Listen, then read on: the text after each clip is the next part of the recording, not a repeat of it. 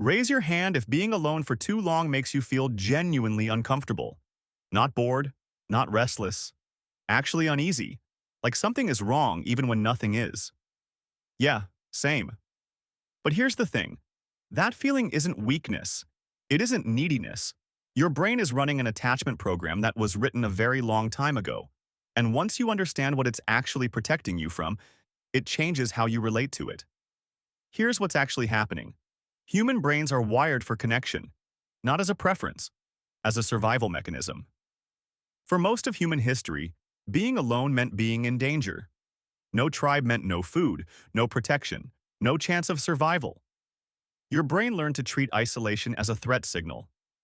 And that learning is still inside you. When you're alone for too long, your nervous system activates.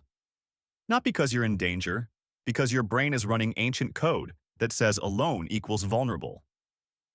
The attachment system develops in early childhood, based on how reliably your early caregivers responded to your needs. If responses were consistent, your brain built a secure attachment model. Alone time feels manageable because your brain has evidence that connection returns. If responses were inconsistent or unpredictable, your brain built an anxious attachment model.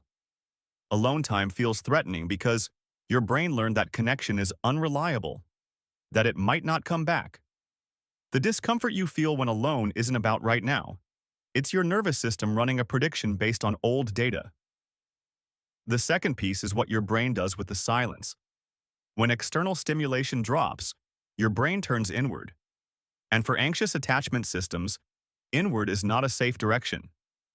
Unstructured alone time activates the default mode network, the part of your brain that generates self-referential thought, rumination, worry, replaying social interactions, questioning relationships.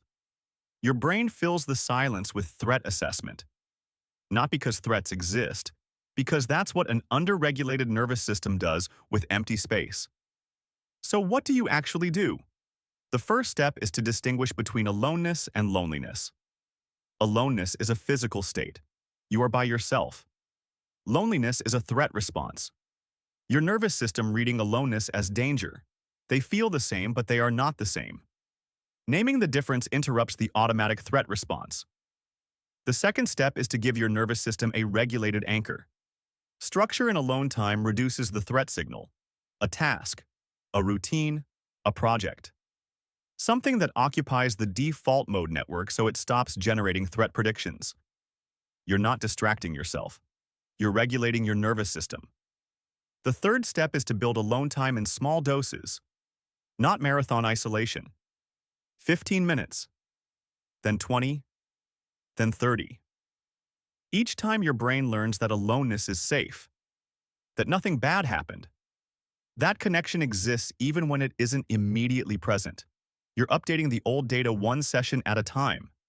Most people think not being able to stand being alone means they're too dependent on others.